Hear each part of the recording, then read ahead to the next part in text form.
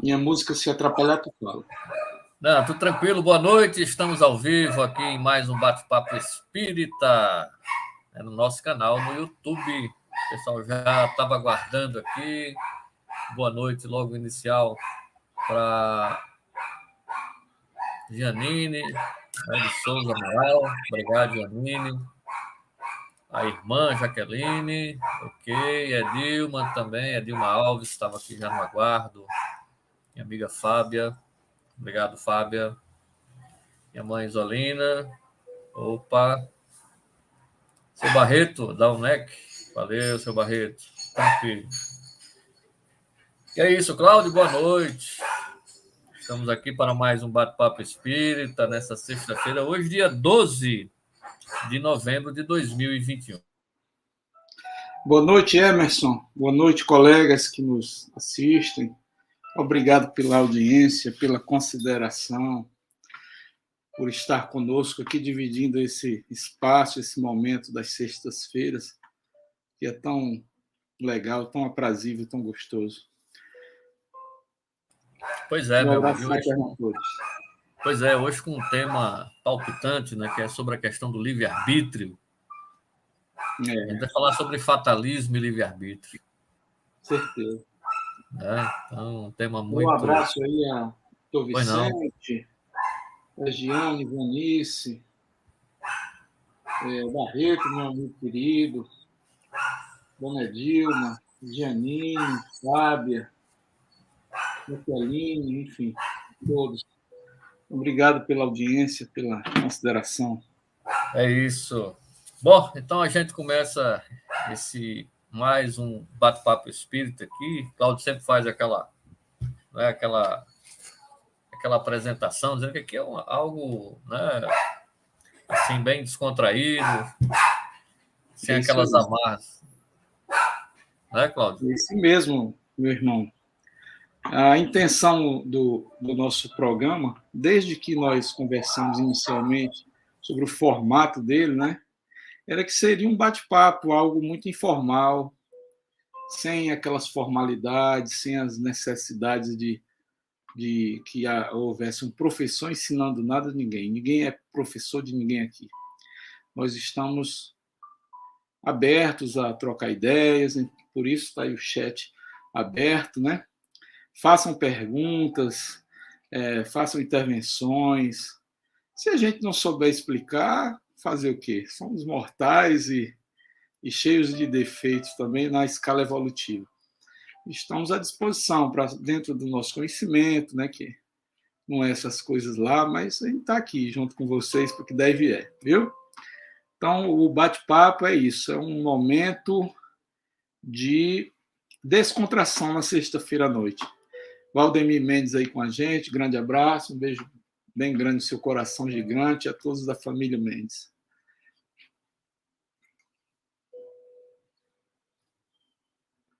Emerson, o micro. Pois é, o programa com o seu Valdemir foi um dos melhores aqui, sem desmerecer os demais programas, né? Foi muito elogiado aqui. Quando muito a gente trata do espiritismo na prática, é muito mais gostoso, né? Por isso que aqui a gente tem uma tendência, Emerson, de lidar com a coisa mais prática, mais científica, aquela coisa do dia a dia. Eu tendo a puxar para esse lado, para envolver melhor. Porque se a gente começar a lucubrar muito e filosofar muito aqui, aí a turma dorme, né? Boa noite, Edilma. Boa noite, Reginaldo Mendes. Edilma, lembrando aí, deixa o like aí no Edilma é nossa convidada especial todas as sextas-feiras. Obrigado, viu, Edilma, pela consideração, por estar sempre conosco. Isso, meu abraço para você. Pois é, Cláudio. Cláudio, a fatalidade, como o Espiritismo vê essa questão? Emerson, eu vou começar lendo um pouquinho das escrituras sagradas, né? Vou ler hoje, não é um evangelho, vou ler Gálatas. Gálatas 6, versículos 7 e 8. Pequenino diz o seguinte, para iniciar e dar o pontapé inicial. Não se deixem enganar. de Deus não se zomba.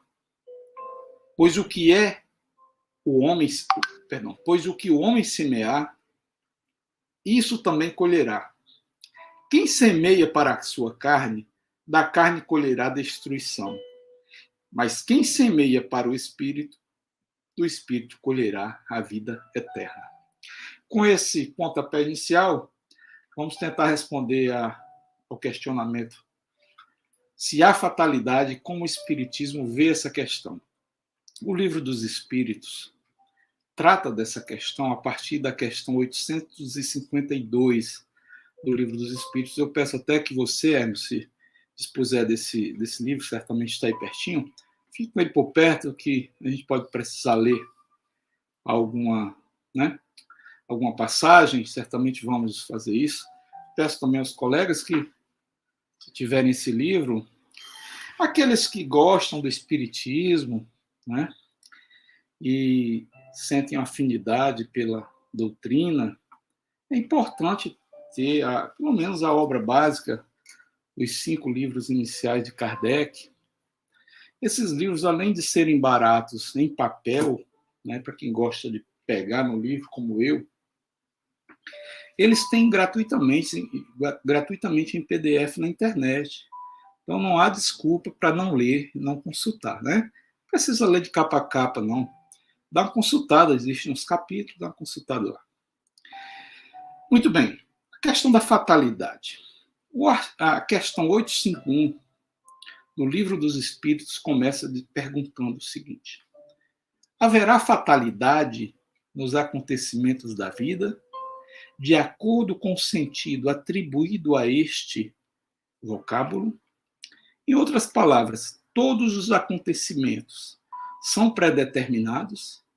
Neste caso, quem que vem a ser do livre-arbítrio? Veja que pergunta complexa, né? Eu costumo dizer, eu sou professor, assim, pé de boi, mas sou professor universitário, de cursinhos, né? Há 20 e poucos anos. Esquece aí. Eu costumo dizer que existem perguntas muito inteligentes e as respostas nem tanto. Tanto assim que o professor, às vezes, aprende muito mais do que o aluno. Eu, quando na faculdade, quando nos cursos, eu aprendo muito mais que meus alunos, porque eles me estimulam com suas perguntas. Essa pergunta 851 é altamente complexa, perfeita e fecha tudo, né? Há fatalidade nos acontecimentos da vida? Ele responde: a fatalidade só existe pela escolha que o espírito fez. Atenção para a palavra escolha. Ao encarnar, de sofrer esta ou aquela prova. Ao escolhê-la, ele elege para si uma espécie de destino, espécie de destino. Não é destino como nós aprendemos no dia a dia. Que é a consequência mesma da posição em que se achará colocado. Refiro-me às provas físicas, porque no tocante às provas morais e às tentações, o espírito, conservando o livre-arbítrio quanto ao bem e ao mal, é sempre senhor de ceder ou de resistir. Respondendo a sua pergunta sobre fatalidade, eu arrisco dizer, e aí uma resposta minha, eu vou já dizer a resposta do Espiritismo completa, vou dizer tudo.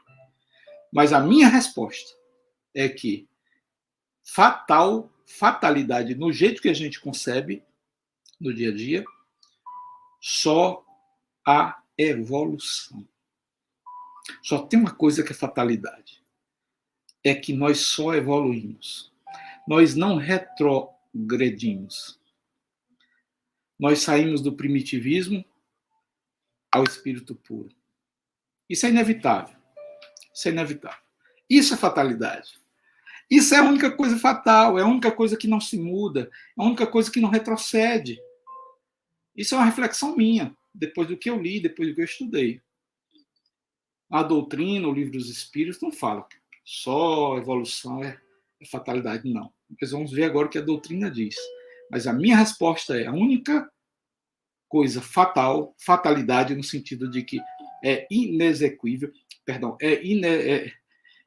você não tem como fugir daquilo, melhor assim, é a evolução.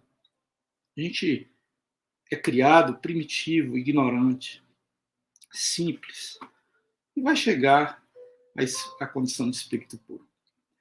Mas a doutrina diz o seguinte, Hermes. Agora, eu achei interessante, Cláudio, essa questão da fatalidade como esse ponto de vista da progressão, né? Eu quero ver o que vocês estão perguntando. Não estou te ouvindo, Hermes. Desculpa. Não, eu achei interessante essa questão da progressão como uma definição de fatalidade, digamos assim, né? Estamos fatalmente destinados a progredir. É a minha opinião, é o meu ponto de vista sobre o que é realmente fatalidade para a gente. Agora, dentro dessa ótica, uma questão mais limitada, dentro de nossas vidas cotidianas, a morte é uma fatalidade ou ela seria outra coisa dentro da lei natural? Essa é uma das perguntas que está contida no capítulo referido. Certo. O que é que Kardec diz? Perdão, o que é que os espíritos dizem em resposta a Kardec? Não é a morte que é fatalidade. Olha só, é o instante da morte. Né? Porque o camarada pergunta, quando ele perguntou aos espíritos se a morte é fatal, fatalidade e tal, ele quis perguntar o seguinte: se eu vou morrer de um acidente ou de um ataque cardíaco, isso é fatalidade? Aí os espíritos, não é o tipo de morte que é a fatalidade. O tipo de morte está relacionado às suas provas, às suas expiações e o tipo de vida que você escolheu no programa existencial que você fez antes de reencarnar. Certo. Né? Mas é o instante da morte. O instante da morte, isso é fatalidade, porque ele está marcadinho. Segundo os espíritos, ninguém morre antes do tempo. Existe um momento específico para morrer, como existe um momento de reencarnar. Né? Então, é isso. Bem, sobre a fatalidade, vamos estudá-la de um ponto de vista doutrinário agora, falando sobre o ponto de vista do espiritismo. Né? Primeiro ponto que a gente pode considerar como fatalidade, e aí coloca em aspas, porque fatalidade mesmo é só evolução. Essa não dá para corrigir. Primeiro ponto é o planejamento reencarnatório. Quando a gente vai reencarnar, e a gente faz isso muitas e muitas e muitas vezes, a gente faz um planejamento antes. Né? Não é um negócio bagunçado, não. Não é como aqui em Mossoró, que a coisa faz de todo jeito, não. Perdão, aqui no Brasil, né? Mossoró é no Brasil, né? O Brasil é uma graça. Foi desordenado, né? Tem até uma expressão bem interessante que é feito nas coxas, né? E é como as telhas eram feitas, a telha tem aquele formato, era feita na coxa. É feita assim, com muito improviso. Não é bem assim. O planejamento reencarnatório, ele tem uma certa flexibilidade. Mas quando a gente vai reencarnar, a gente faz um planejamento antes. Poxa, se a gente planejou, então o que a gente planejou está dentro desse aspecto da fatalidade. Tá ou não está? É. Agora, atentem bem para o que eu vou dizer. Está dentro de um aspecto genérico e não específico. Quando a gente faz o planejamento reencarnatório, a gente escolhe os gêneros de provas que a gente vai passar. A gente não escolhe o tipo específico de prova. Então, por exemplo... Agora, a colocação da Janine, acredito que ela está falando sobre essa questão da fatalidade, mesmo os suicídios, né? Mas os suicídios, eles não entram nessa... Quando você faz um planejamento, você não planeja se suicidar, né? Claro que não. Isso é um desvio total da rota. Eu discordo com veemência de alguns espíritas que atribuem ou colocam a culpa do suicídio no suicida. Sim. Certo? Costumam dizer que o suicídio é um ato de covardia. Eu acho isso chocante. Isso me choca muito. Inclusive, Hermes, nós já até combinamos e vamos fazer um programa especificamente sobre esse tema, não é? Oportunamente. Isso. Mas eu não consigo admitir, digerir a informação de que o suicídio é um ato de covardia, um recuo da programação reencarnatória. Ninguém se suicida em sã consciência. O camarada que tira a própria vida, que descarta o próprio corpo, atentem bem para o que eu estou dizendo, ele não tira a vida porque a vida é eterna. Ele descarta o corpo físico, pensando iludidamente de que fazendo isso põe fim àquele sofrimento que está passando. O grande problema é que quando ele acorda do lado de lá, como quem acorda de um pesadelo, ele está ao inverso dentro do pesadelo. Ele se permanece dentro daquele mesmo problema. Então, o suicida é uma vítima, não é o culpado. Né? A gente tem que desmistificar isso, parar de repetir o que os outros falam. Porque um ou outro disse que o suicídio é um covarde, que pôs para trás o planejamento reencarnatório. Raciocinem, não tem sentido. Ninguém tira a própria vida se está bem, se está lúcido, né? Se está sã, se está rígido conscientemente. Então, há um problema ali. Às vezes é uma obsessão. Então, se o cara chegou a um ponto da obsessão de subjugá-lo, como atribuir a ele a culpa? Não tem como, né? Então, a questão do suicídio, colega que perguntou, foi a Dilma, foi? Foi a Janine. Janine. É um ponto à parte que a gente tem que estudar detalhadamente, mas não.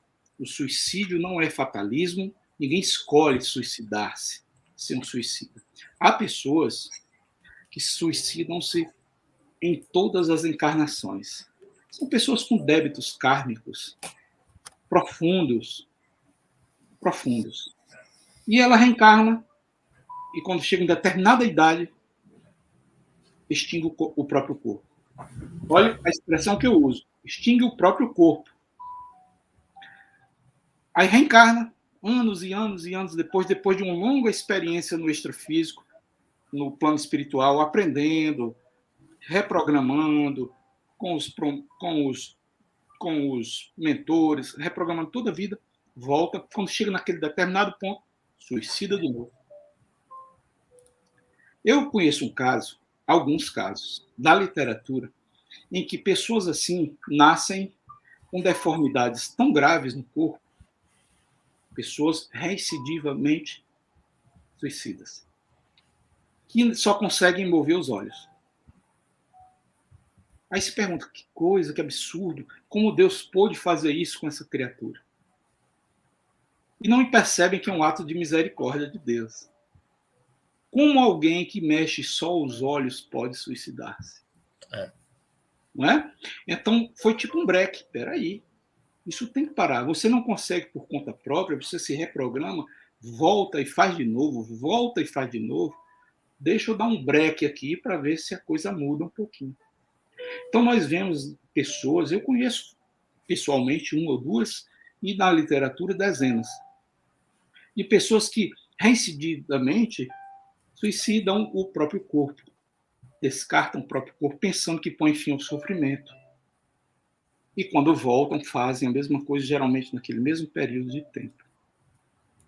Não é? Então, a natureza põe o obstáculo. Você vai nascer com deficiência tão grave que só mexe os olhos. Por exemplo, um exemplo exagerado. Como ele vai suicidar-se? Nós precisamos passar pela experiência física. A experiência física é uma escola, é um aprendizado. Sem ela, nós não evoluímos. Comecei o programa dizendo que a única predestinação que nós temos é essa, evoluir. Evoluir, nós vamos evoluir de um jeito ou de outro. A natureza vai fazer isso com a gente, quer queiramos ou não. Né? Quer queiramos ou não. Então, o suicida renitente, aquele cara que insiste, tem os métodos, né? Tem os métodos. Exato. Como eu dizia, o planejamento reencarnatório, a gente pode fazer uma leitura como se ele fosse um fatalismo, mas não um fatalismo de atos, um fatalismo de gênero. Por exemplo, Eu planejo com os meus mentores de reencarnação, antes de vir para cá, de ter uma existência dentro da condição de pobreza absoluta. Por quê? Porque em outras encarnações, não necessariamente no anterior, eu abusei das minhas riquezas. Abusei do que eu tinha. Né? Então, para expiar essa condição, eu me programo a vir na condição de pobre, de miserável. Entendeu? Então, isso é um fatalismo? É uma leitura do fatalismo, mas não a leitura comum que a gente faz. Fatalismo como um destino pré-traçado dia a dia, coisa a coisa. É o gênero da provação que nós vamos passar, uma provação de pobreza. Mas os atos do dia a dia, esses não estão sujeitos ao fatalismo, porque é aí que entra o livre-arbítrio. É o livre-arbítrio. O camarada nasce na pobreza, mas de repente desenvolve a capacidade de empreender. E vai vender água na esquina e de repente está vendendo sanduíche, logo tem uma lanchonete, daqui a pouco tem um McDonald's. É.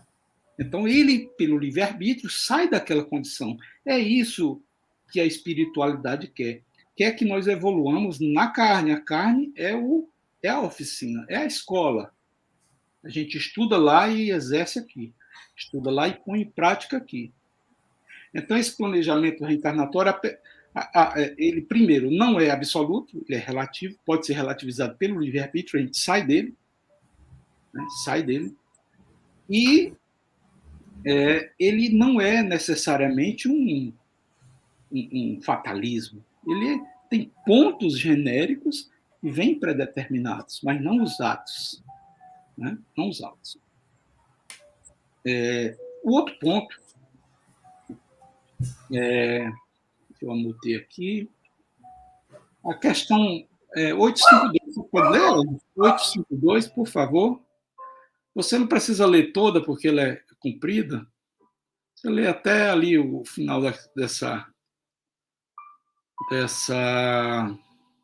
dessas aspas primeiras, aí, consolados. 852. Há pessoas que parecem perseguidas por uma fatalidade, independente da maneira por que procedem. Não lhe estará no destino o infortúnio?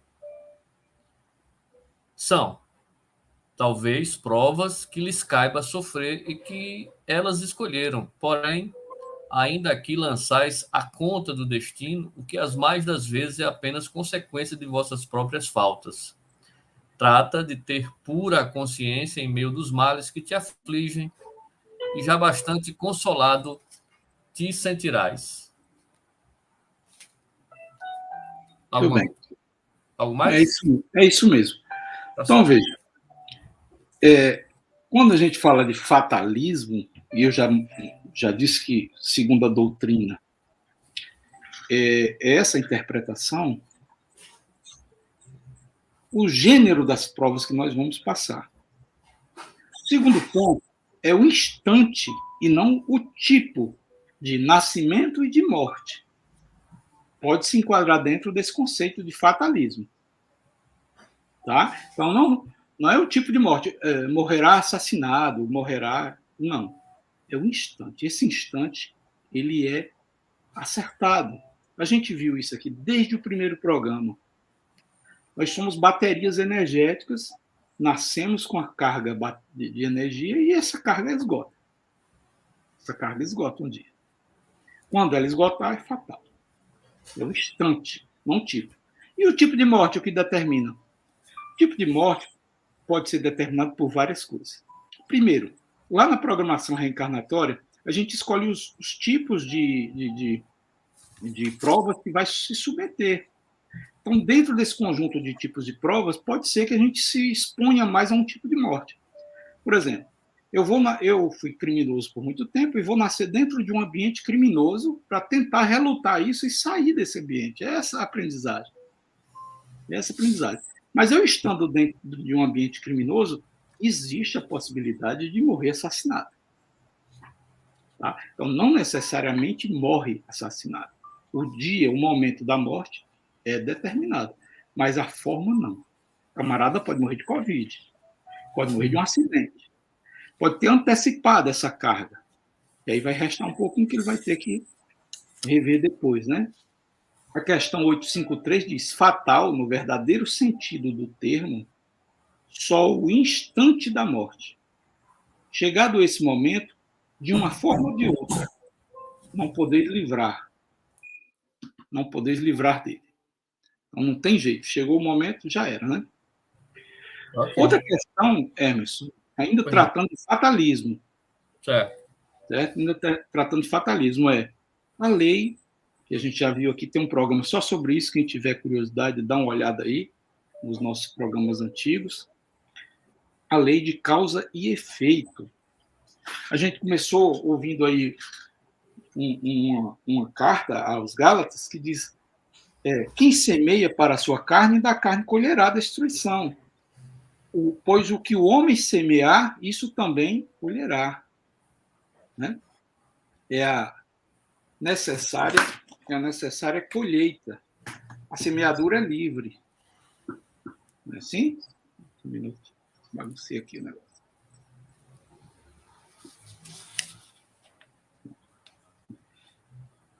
Semeadura é livre. Então, ação e reação. A gente já falou aqui de karma, de ação e reação, de causa e efeito. A gente já estabeleceu aqui as diferenças entre cada uma delas. Falou sobre karma é uma expressão hinduísta, que tem toda uma carga esotérica. E a gente estabeleceu a diferença entre o que o Espiritismo chama de karma, de causa e efeito, e o karma propriamente dito. Isso. Naquela oportunidade, eu disse que Kardec, utilizando o conceito, a estrutura conceitual de karma, criou a ação e reação, né? A causa e efeito. Tem distinções? Tem.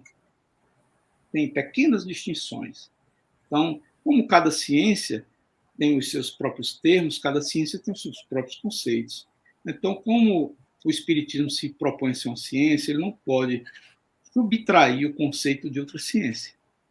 Então, o conceito de karma dos Vedas, dos hindus, ele trouxe para a gente como causa e efeito. Mas aí eu vou fazer uma observação para a gente até fazer uma lembrança do que a gente falou antigamente. A nossa causa e efeito não é assim, ó, presta atenção. Antigamente, antes de Italião, antes da lei de Italião, Nabucodonosor, antes, era assim, o camarada arrancou um olho teu, você vai lá e arranca o olho dele. É chamado olho por olho. O camarada arrancou um braço teu, você vai lá e arranca um braço. O camarada levou uma vaca tua, você vai lá e leva uma vaca. Olho por olho, dente por dente. Não há nenhum tipo de proporcionalidade. Depois veio o Italião.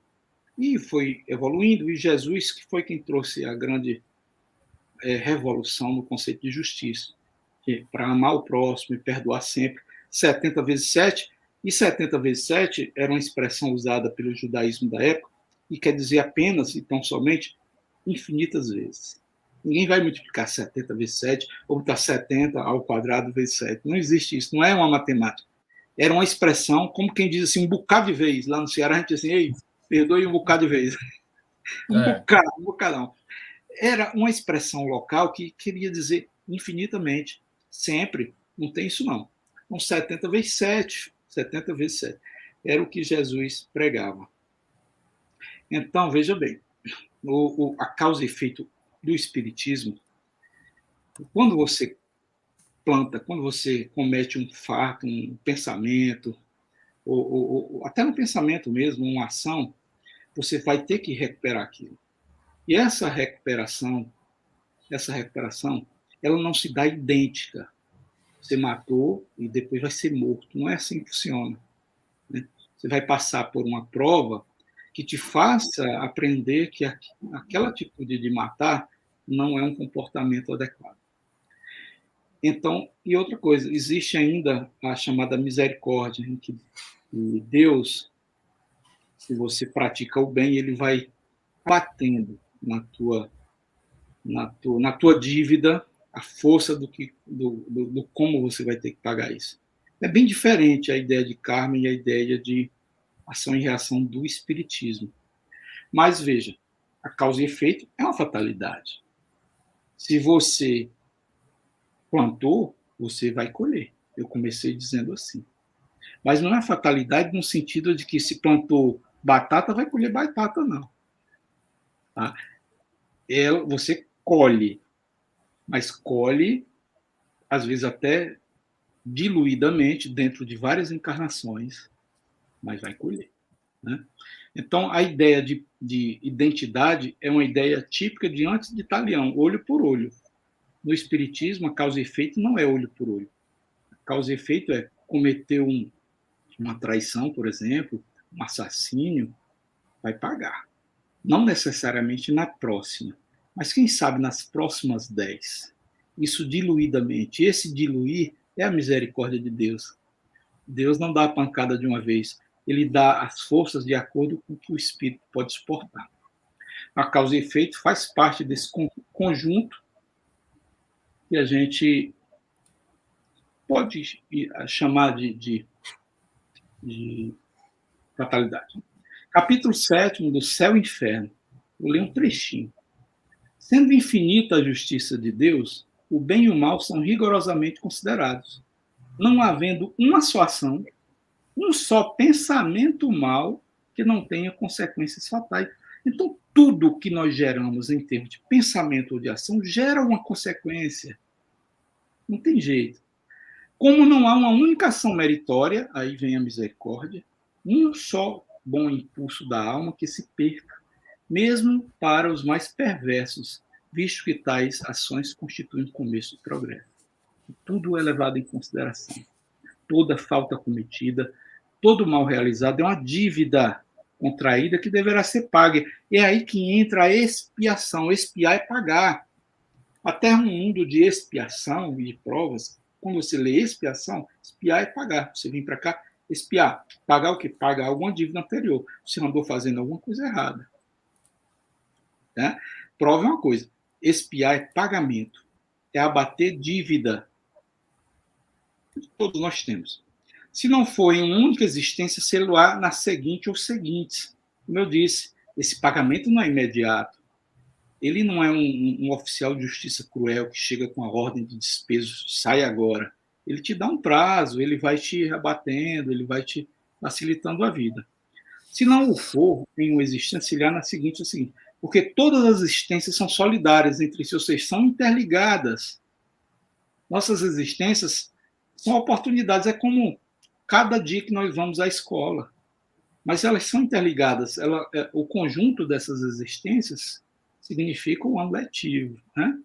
Aquele que se quita numa existência não terá necessidade de pagar uma segunda vez. É a expiação. O espírito sofre, quer no mundo corpóreo, quer no espiritual, a consequência de suas imperfeições. E assim vai. Isso é um trecho lá do Céu e Inferno. Então, resumindo, essa pergunta inicial que você deu o pontapé aí foi muito complexa, muito genérica, então a gente teve que abordar tudo. Você perguntou a fatalidade. Fatalidade, só a evolução. Mas o Espiritismo vê como pontos de fatalidade a nossa programação, planejamento reencarnatório, e veja, só pontos genéricos. E eu posso desviar, eles não são absolutos, são relativos, né? São relativos. Isso. O gênero das provas, o nascer e o morrer. O instante, não o tipo de morte. Tá? Claro que todos nós sabemos que vamos morrer, então isso é fatalidade. O instante, não o tipo. Porque o tipo eu posso desviar dele. E a causa e efeito, uma necessária expiação, o pagamento das nossas dívidas pretéritas. Também a forma como isso vai se dar, ninguém sabe. Cada caso é um caso, cada pessoa é uma pessoa. Ok, lá um pouco mais atrás, a Jaqueline fez essa pergunta aí, e eu acho que vai estar contida na nossa segunda pergunta. Né? Então, se escolhemos como espírito o planejamento da vida, onde entra o livre-arbítrio, né? Aí você já deu uma pincelada em livre-arbítrio, mas em que consiste o livre-arbítrio? E como ficam as pessoas em tenra idade ou possuem limitações intelectuais? Essas possuem livre-arbítrio? Tudo bem. Veja bem. Livre-arbítrio ainda dentro daquelas questões que nós estamos lendo lá do 843, do Livro dos Espíritos, o livre-arbítrio só existe quando nós temos capacidade de pensar e decidir. Olha, dentro da metáfora bíblica, da alegoria bíblica, da expulsão de Adão e Eva do paraíso, por que eles foram expulsos? Porque eles descumpriram uma norma estabelecida pela divindade de não acessar a árvore do conhecimento, fruto do conhecimento. Olha, no momento em que eles acessaram, que foi que Deus, veja, tudo é uma alegoria, tudo é uma metáfora na Gênesis. Deus os expulsou daquele lugar, daquele paraíso, ou seja, daquele lugar em que nada acontecia, né? Significa que a partir do momento que nós tomamos conhecimentos de nós mesmos, sabemos que existimos, sabemos que podemos influenciar o outro e o mundo ao nosso redor, nós temos consciência, a partir daí nós somos responsáveis pelo nosso destino, pela nossa vida. Então, eles saíram pelo mundo para evoluir. Então, a gente só tem, trazendo para cá, a gente só tem capacidade de livre-arbítrio, de decisão evolucional, a partir do momento que a gente pensa e a partir do momento que a partir desse pensar, a gente consegue escolher entre o bem e o mal. Então, veja, por que é que os espíritas, nós dizemos que as crianças só têm a encarnação completada aos 7 anos? Você vai dar uma arma de fogo a uma criança de 3 anos. Se ela fizer uma besteira com essa arma, seja lá o que for, essa criança sabia o que estava fazendo? Não tem sentido. A partir dos 7, a psicologia moderna já esclarece isso, a criança já tem noção do que é errado, do que é certo. Então, o espírito está efetivamente encarnado e começa, claro que não é uma noção total, isso é paulatino. Ela vai evoluindo e vai crescendo e vai percebendo e vai admitindo mais e mais a responsabilidade.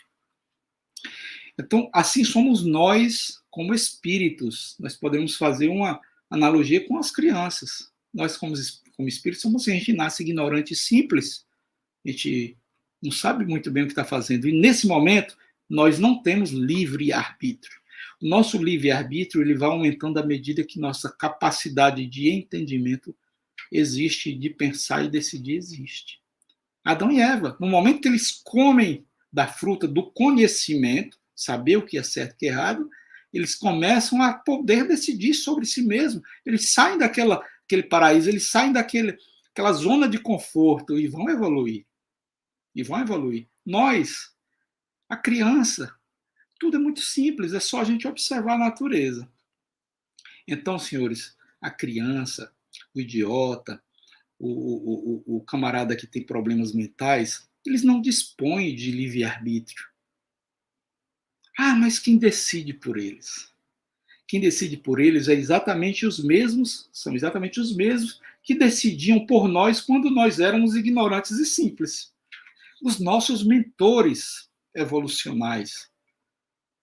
Nós temos uma categoria de mentores que cuidam da nossa evolução. A gente falou aqui já várias vezes. A gente falou, quando teve um programa só sobre mentores, que a gente falou, a gente não anda com mentor o tempo todo, eles não são babás. Ô Cláudio, oi.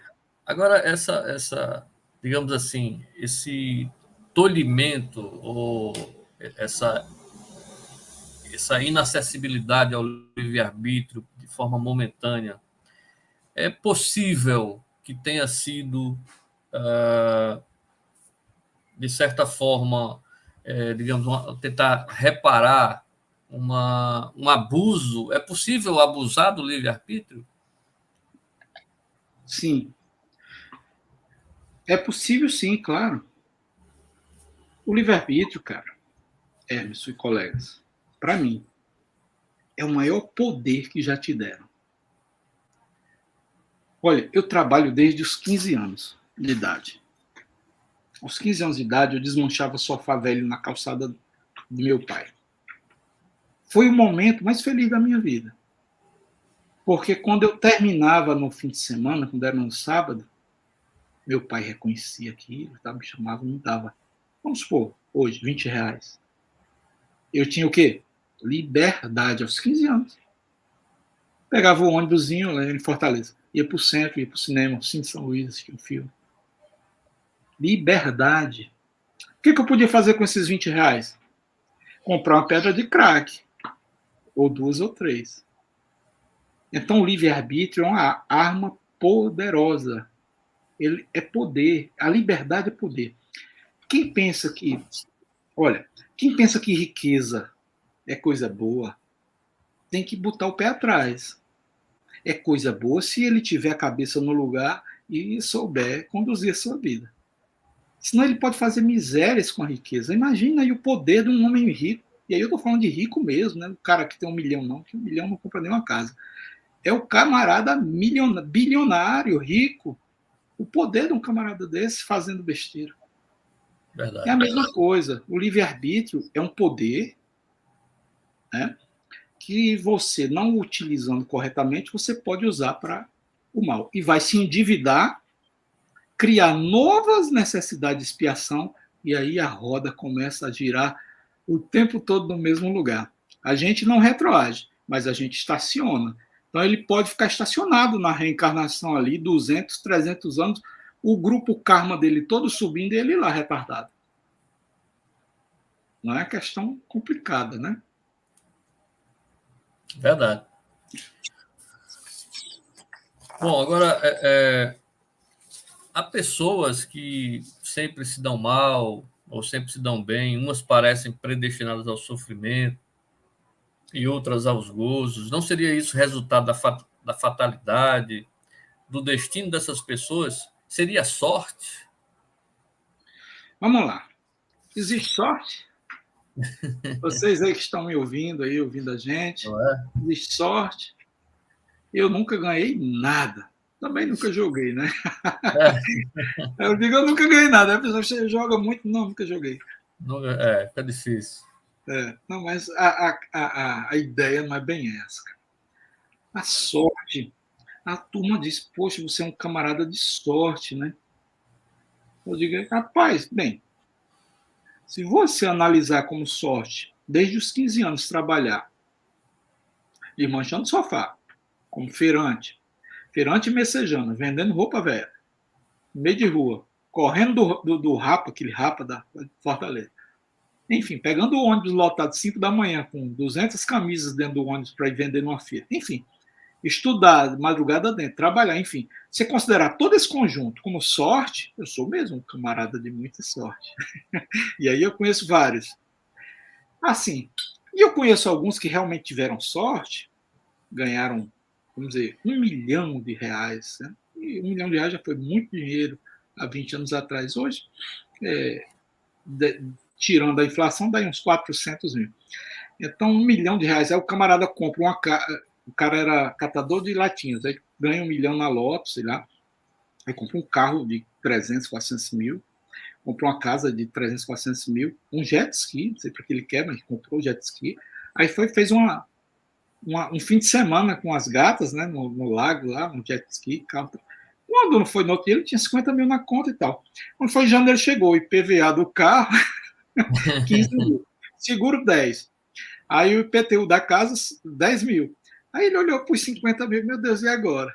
Tem que vender tudo e começar tudo de novo. Então, tem gente que realmente tem sorte, mas não tem discernimento para administrar isso, né? Não é bem sorte, é que a coisa foi para o lado dele por uma questão de probabilidade que também existe. Mas, e outros que são confundidos como sortudos, mas que trabalharam muito para chegar onde chegaram, né? Enfim, E sobre o sofrimento, Emerson e colegas, nós temos que entender uma coisa. O sofrimento, primeiro, muitos dos sofrimentos que temos foram escolhas nossas na nossa programação reencarnatória. Ponto. Então é um contrassenso a gente reclamar deles.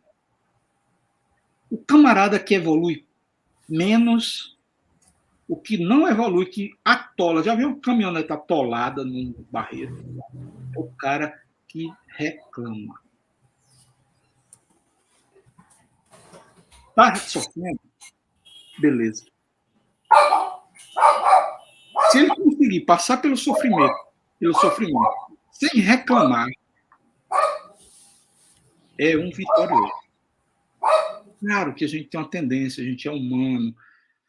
Quem não reclama? Quem não reclama? Mas tem gente que é doente em reclamar. Às vezes reclamam de coisas pequenas. Pequenas. Tá entendendo? Do dia a dia, reclama de tudo. E se uma figura dessa adoece, ai, ai, ai, coitado de Deus. É o primeiro que ele joga a pedra. É culpa de Deus. Por que Deus fez isso comigo? Né? Deus não podia ter feito isso comigo, mas comigo, por que comigo? Ele não pode sofrer, ele não pode morrer nunca. E Deus não pode fazer isso com ele, né? O problema não é como a gente, não é a expiação, é como a gente passa por ela, meu amigo. Que expiar a gente está aqui para quê? Para fazer turismo, né? Estou aqui no planeta Terra turismando, eu e você, nós todos aqui, conversa. A gente está aqui para expiar ou passar por provas. E geralmente pelas duas coisas, porque quem está espiando geralmente isso é uma prova. Serve para as duas coisas. Quem está pagando um débito, o sofrimento desse débito que ele está pagando serve como prova para ele evoluir, para ele crescer. Isso se ele souber assimilar. Porque se ele olhar para a expiação e começar a reclamar e atribuir ao destino, não, isso é o meu destino que é ruim. Fulano lá cresce todo dia, está bem, e eu só sofro. Só sofro. A tua pergunta foi nesse sentido. Tem gente que sempre se dá bem, tem gente que sempre se dá mal. Ou será que é uma expectativa nossa, uma ilusão da gente? A gente sempre olha para o vizinho e olha a grama do cara está melhor do que a minha. Fora isso que você falou dessas encarnações que são, né, provas e expiações, aí tem encarnações que são para fora isso aí, né? Aí você tem os pontos fora da curva, vem espíritos que vêm em missão para que possamos evoluir, né? Só para ilustrar aí. Sim. Olha, o Evangelho segundo o Espiritismo tem um capítulo 5º, que é o maior capítulo do Evangelho. E eu acho que todos nós devemos ler e reler várias vezes. Quem não gosta de ler, tem audiobook de graça aí no YouTube, é só botar nas oice e ficar ouvindo. Né?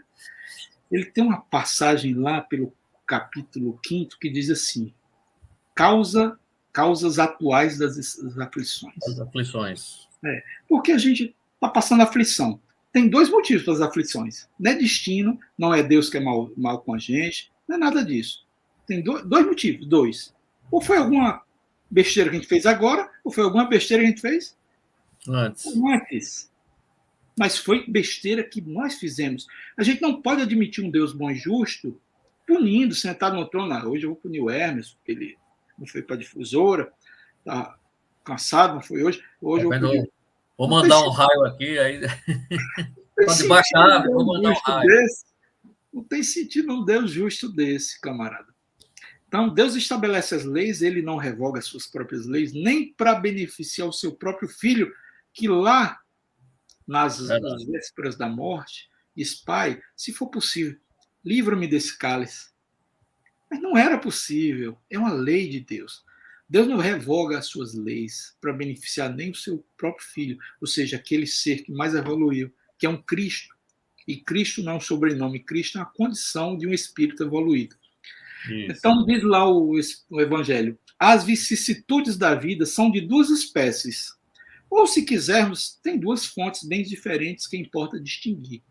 Umas têm suas causas na vida presente, outras fora desta vida, remontando-se à origem dos males terrestres. Reconhece-se a que muitos são consequências natural do caráter e da conduta dos que os suportam. Então não tem saída. Pare de jogar a culpa do que você está passando para Deus, porque Deus foi legal com teu amigo e contigo está sendo injusto.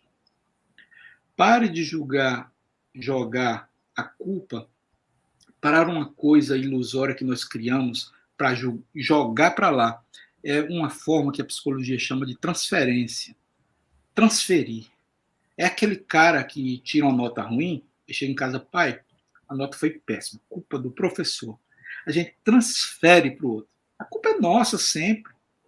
Então, para com esse negócio de dizer, não, a culpa é de Deus, a culpa é do destino. Destino foi uma expressão criada por nós, uma coisa criada pelo humano, né, para jogar as culpas para lá. A gente se vitimiza muito. Ah, eu sou um coitado.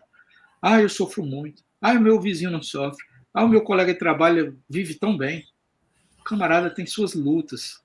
Só que talvez não demonstre com você, né? Mais introvertido. Mas ninguém quer a luta do outro, quer só as benesses do outro, né? Exatamente. Bom, só para... Eu tinha feito mais uma pergunta aqui, estamos na reta final. Só para ver como é que nós programamos, fazemos a programação, né, da nossa encarnação. Aí a gente pode dizer que essas fatalidades pelas quais passamos em decorrência dessa programação também decorrem do nosso livre-arbítrio? Pois é. Como o livre-arbítrio? O livre-arbítrio, Emerson, ele não é manifestado só na vida intrafísica, só encarnado, não. Lá também. É uma lei de Deus, Deus não revoga. Então nós temos o livre-arbítrio. A capacidade, a potencialidade de escolher dentro da nossa capacidade evolutiva. Claro que um camarada primitivo vai decidir menos e os mentores mais por ele, até ele vai crescendo e ele vai adquirindo mais capacidade de decidir. Né? Então, eu costumo dizer, eu não gostaria de sair daqui hoje sem dizer isso, eu faço uma analogia do livre-arbítrio com um papagaio amarrado na perninha, com uma cordinha de 4 metros, lá no puleirozinho dele. Livre-arbítrio não é absoluto. Como fatalidade não é. Leia-se fatalidade no estilo que a gente estudou, porque fatalidade mesmo só evoluir. Por exemplo, fatalidade de morrer. Às vezes o camarada tem que morrer dia tal, mas existe uma coisinha chamada... não me lembro... uma expressãozinha, depois eu lembro. Você tem um pouco mais de vida. E aí tem Chico Xavier, para dar um exemplo, tem o próprio Divaldo, que matou o próprio cardiologista. Ele chegou ao cardiologista, o cardiologista disse, você tem 3 meses. Ele foi para o enterro do cardiologista 10 anos depois. Né?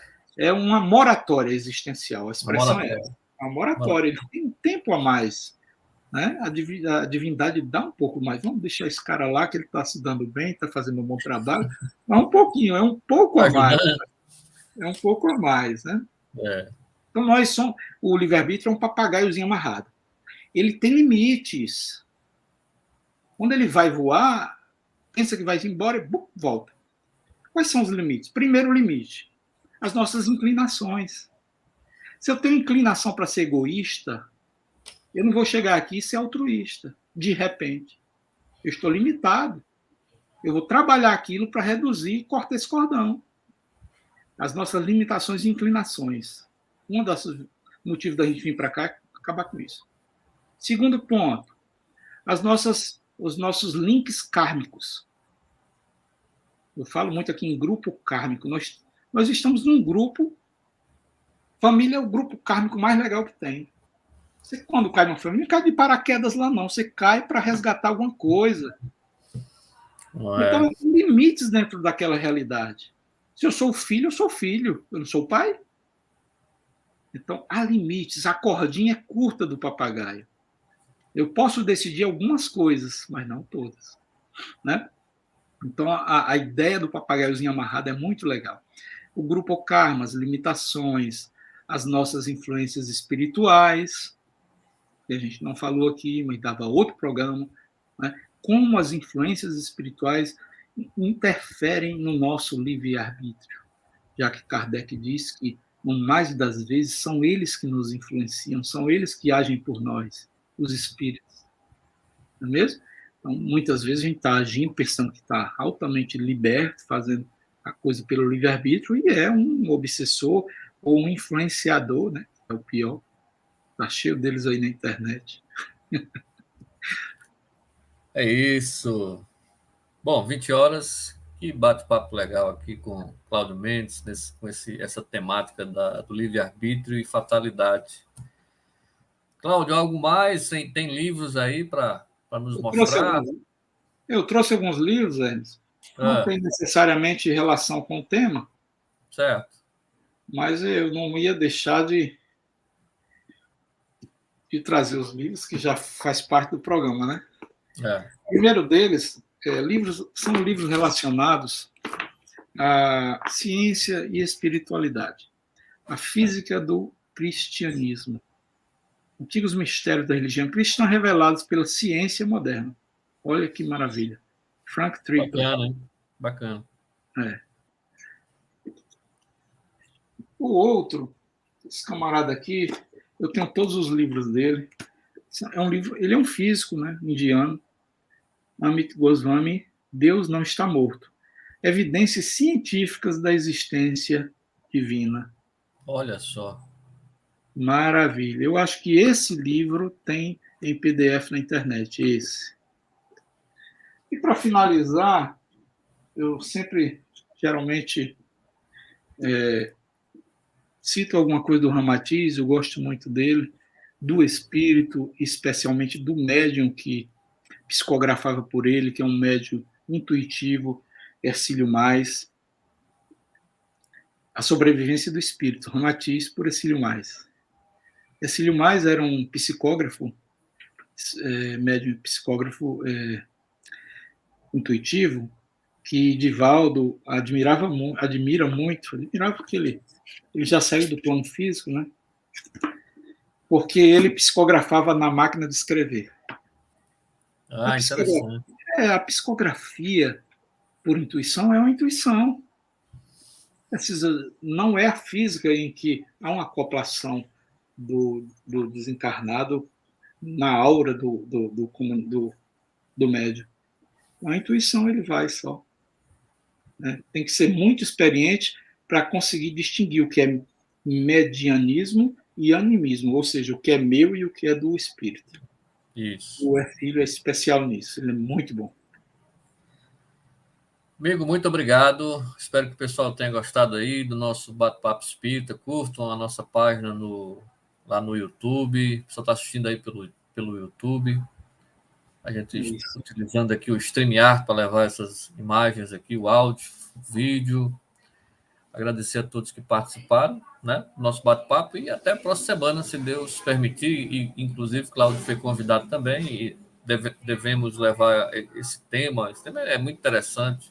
Podemos até levá-lo para o Sintonia Espírita esse sábado, amanhã não, o outro sábado, Cláudio vai estar lá na Rádio Difusora, batendo um papo conosco no Sintonia Espírita, apresentação do Gil Diógenes.